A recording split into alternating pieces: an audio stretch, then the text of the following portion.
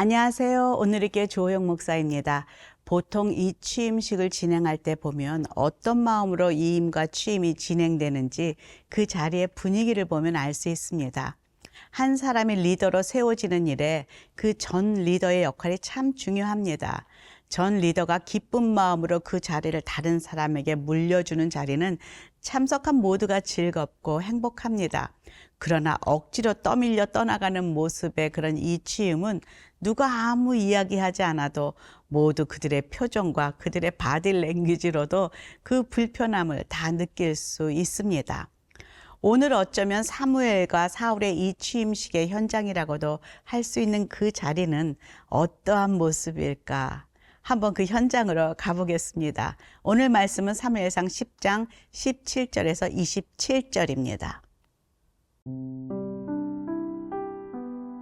사무엘상 10장 17절에서 27절 말씀입니다.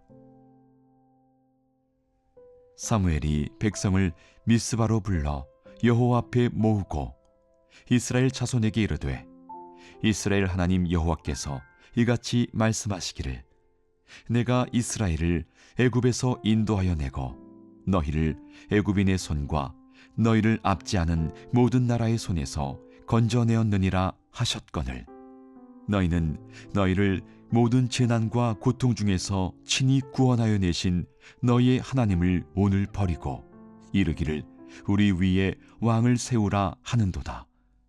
그런즉 이제 너희의 지파대로 1000명씩 여호와 앞에 나오라 하고 사무엘이 이에 이스라엘 모든 지파를 가까이 오게 하였더니 베냐민 지파가 뽑혔고 베냐민 지파를 그들의 가족별로 가까이 오게 하였더니 마드리의 가족이 뽑혔고 그 중에서 기스의 아들 사울이 뽑혔으나 그를 찾아도 찾지 못한지라.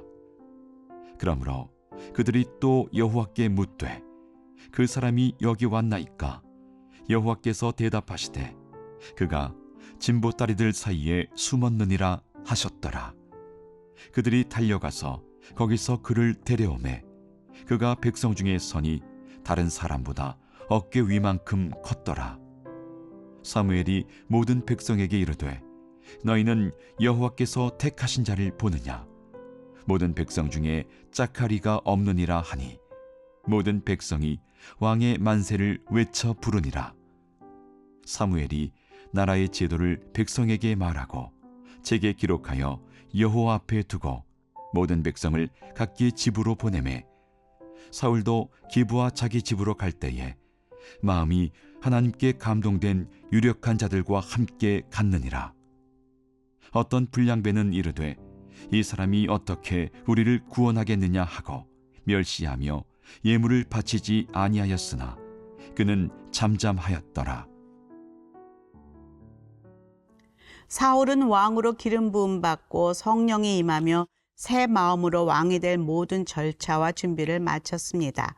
이제 그가 정식으로 백성들 앞에서 왕위로 등극하는 일만 남았다고 할 수 있습니다. 이 일을 준비하면서 사무엘은 온 백성들을 미스바로 불러 모으지요. 17절에서 19절입니다.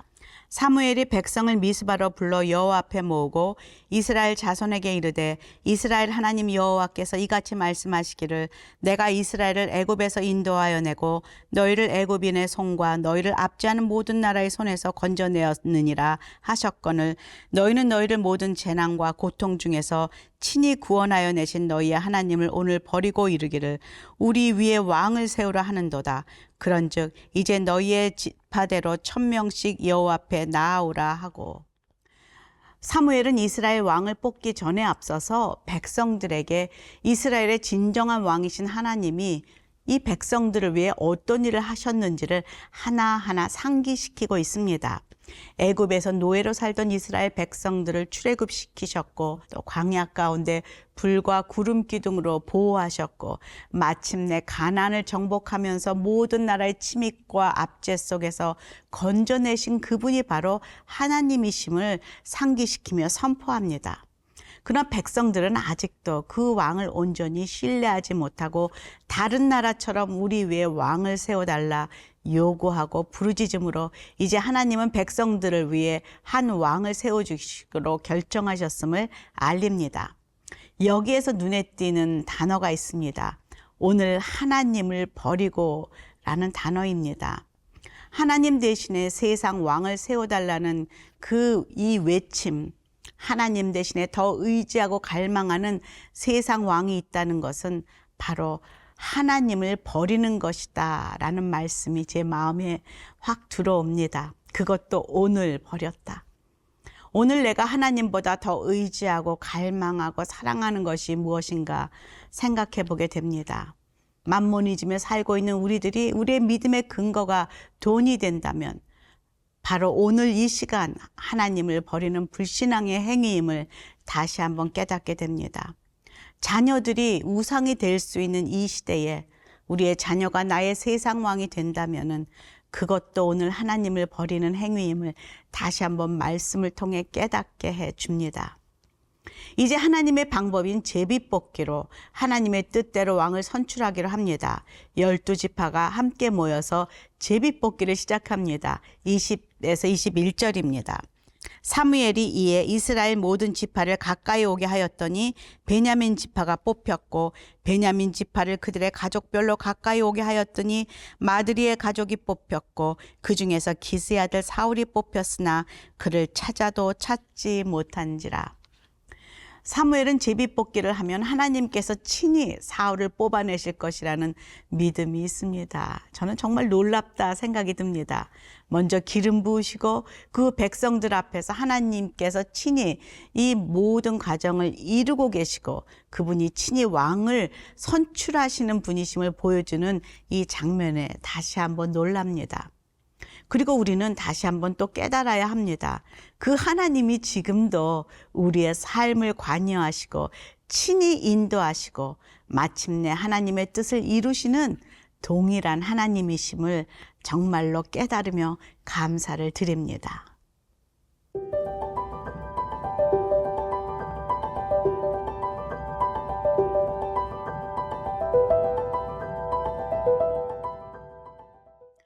정작 왕으로 선출된 사울은 어디에도 보이지 않습니다. 백성들 앞에서 왕으로 뽑힌 사울의 첫 등장은 정말 기억에 남을 장면입니다. 22절에서 23절 볼까요? 그러므로 그들이 또 여호와께 묻되 그 사람이 여기 왔나이까? 여호와께서 대답하시되 그가 짐 보따리들 사이에 숨었느니라 하셨더라. 그들이 달려가서 거기서 그를 데려오매 그가 백성 중에 서니 다른 사람보다 어깨 위만큼 컸더라. 왕의 자리가 얼마나 부담스러웠으면 짐 보따리 사이에 숨어서 나오지를 못하고 있을까.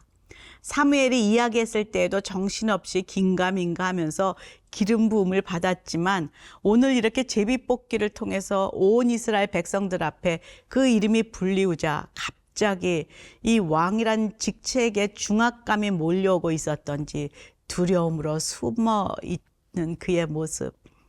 그러나 외모를 보는 사람들은 그의 큰 키와 준수한 외모를 보면서 매우 흡족해하지 않았을까 싶습니다. 이런 상황 가운데 사무엘이 끼어들며 사울을 높이 세워줍니다. 24절입니다. 사무엘이 모든 백성에게 이르되 너희는 여호와께서 택하신 자를 보느냐 모든 백성 중에 짝할 리가 없느니라 하니 모든 백성이 왕의 만세를 외쳐 부르니라. 노장 사무엘은 정말 새내기 초보 왕으로 세워지는 사울을 백성들 앞에서 힘껏 높여줌으로 그의 왕권을 공고히 하는데 일조합니다.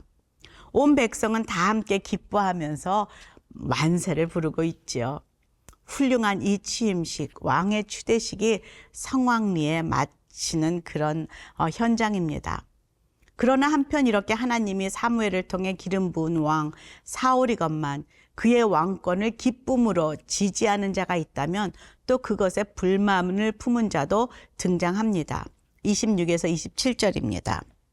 사울도 기브와 자기 집으로 갈 때에 마음이 하나님께 감동된 유력한 자들과 함께 갔느니라.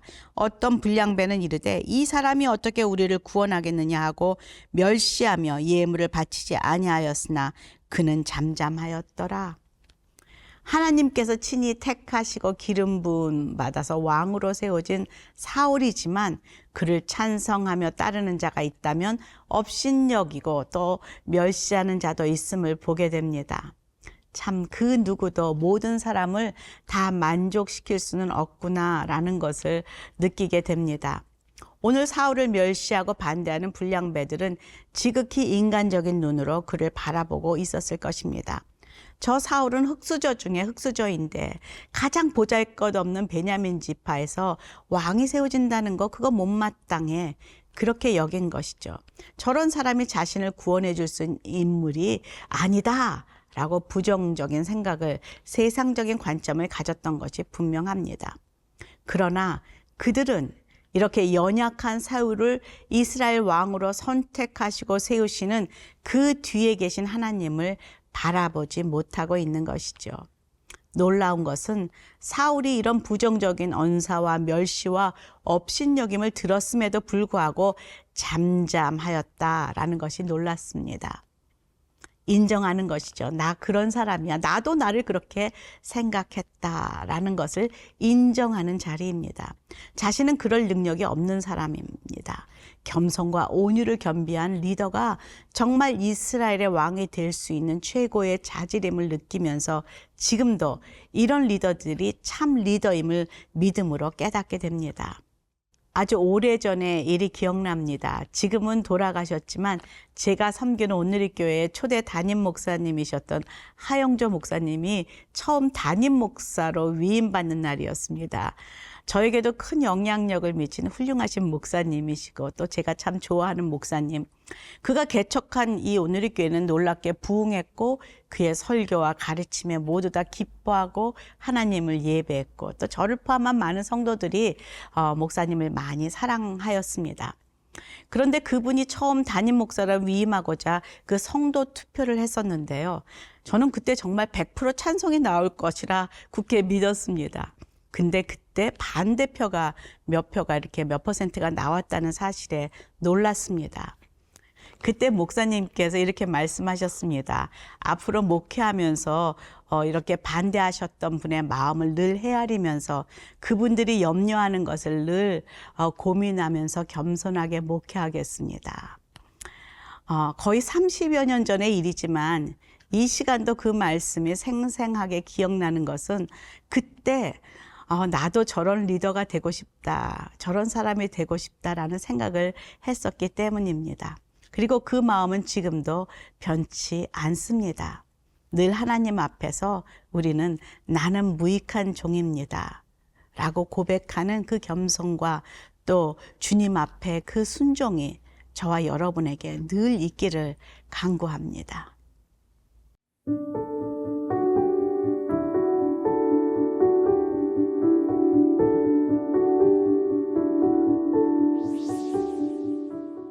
사울을 세우시며 그를 높이시는 하나님을 봅니다. 그리고 반대에서도 잠잠히 그것을 받아들이는 사울을 봅니다. 이렇게 겸손하게 주님 앞에 서는 사울 왕, 그의 모습이 저의 안에도 오늘 있기를 간절히 기도합니다. 예수님 이름으로 기도합니다. 아멘.